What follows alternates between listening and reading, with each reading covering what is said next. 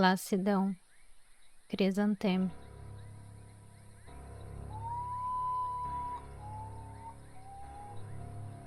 Ela estava lassa, de todos e de tudo.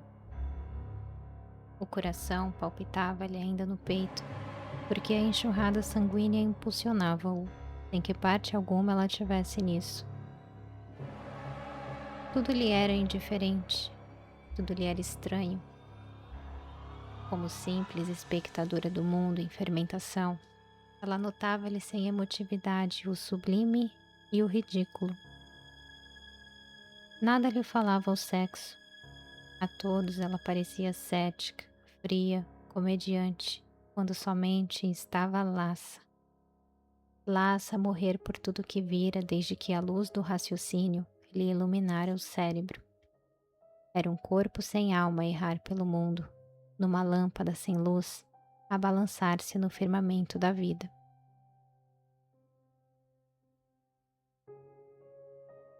Conservara, entretanto, toda a sua elegância, toda a sua beleza, e ornava-se.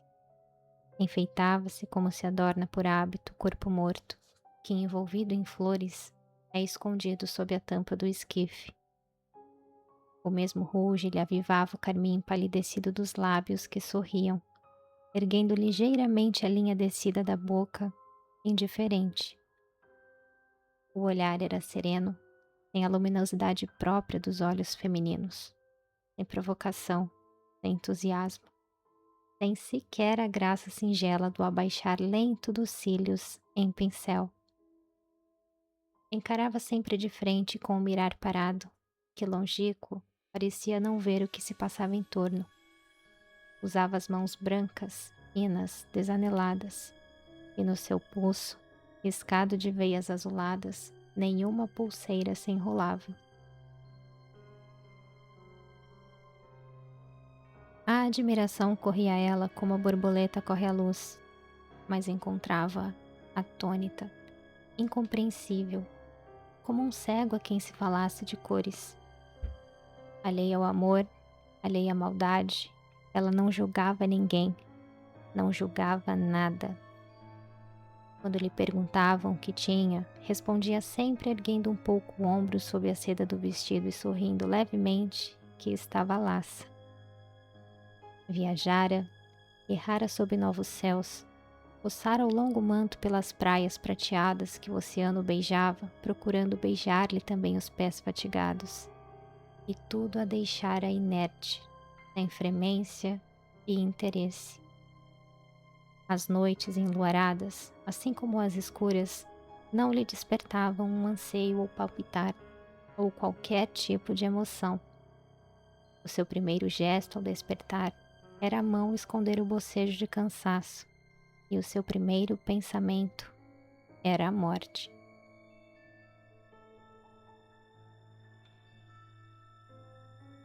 Entretanto, um pouco de luz subia aquela face transparente, onde a rosa se perdia, quando por acaso suas mãos finas e alvas acariciavam o revólver niquelado, que pesado e refulgente brilhava entre os pequenos objetos da sua toilette. Quem a contemplasse naquele instante ficaria admirado da vida que se derramava naquele corpo de mulher. A ideia da morte é que ela se sentia tão forte quanto Deus, que único se quis reservar o poder de acabar com a vida humana. O espelho refletia-lhe o olhar desejoso, o olhar ardente de anseio pela força que a impeliria para a morte, que a curaria daquela lassidão imensa que lhe paralisava o corpo e os sentimentos. Às vezes, à noite, o revólver metia-lhe medo. O níquel da sua capa luzia demasiado na escuridão do quarto. Nessas ocasiões, era um instinto animal que falava, porque normalmente ela compreendia ser um ente fora da vida, sem lugar nela, sem razão de existir. E não estava tão laça de todos e de tudo? Os inteligentes, os sutis, chegavam-se a ela e procuravam fazer-lhe a psicologia com meiguice piedosa e com carinhos consoladores, mas involuntariamente ela ocultava a estes como aos simples curiosos, o único anseio da sua alma laça, que seria fugir-lhe do corpo desfibrado. Uma noite ela estivera longamente a pensar com os imensos olhos fitos num ponto do aposento. Era uma linda noite estrelada, em que o céu se assemelhava a um rico manto metalizado. O silêncio era profundo em torno dela, que apoiada sobre almofadas, com os braços fatigados caídos ao longo do corpo, parecia uma defunta a quem tivessem olvidado de cerrar as pálpebras. Vivia naquele instante toda a vida passada, toda a existência decorrida, e o peso desta, como uma enorme pedra, esmagava-lhe o ser íntimo. As dores, os tormentos, as angústias tinham ocorrido a ela como atraídos pelo imã da sua sensibilidade, e ela os recebera com aquela mescla de entusiasmo e sofrimento. Depois disseram-lhe que o riso atrai a felicidade, e ela ria-se, quando o peito se entumecia de pranto contido.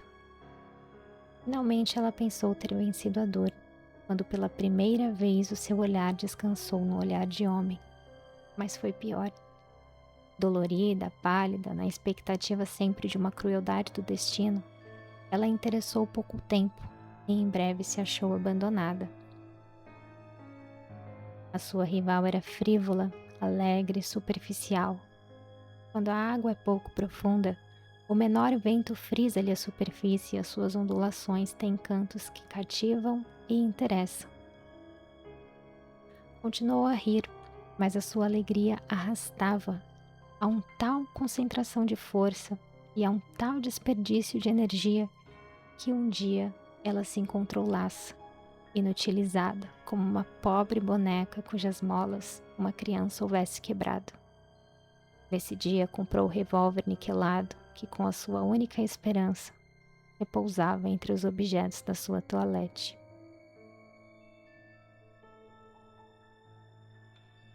A lâmpada apagara-se debaixo do seu abajur e o aposento enchera-se de sombras. Ela não se movera. O seio, porém, arfava-lhe mais precipitadamente quando o cérebro lhe recordara as rápidas cenas de amor em que palpitara tão intensamente que se partira de uma vez para sempre. E novamente a ideia de morte veio acariciar-lhe a mente bafejada pela saudade do sentimento passado. Ergue-se então, lenta e erática como um espectro entre as trevas, e dirigiu-se ao quarto de dormir.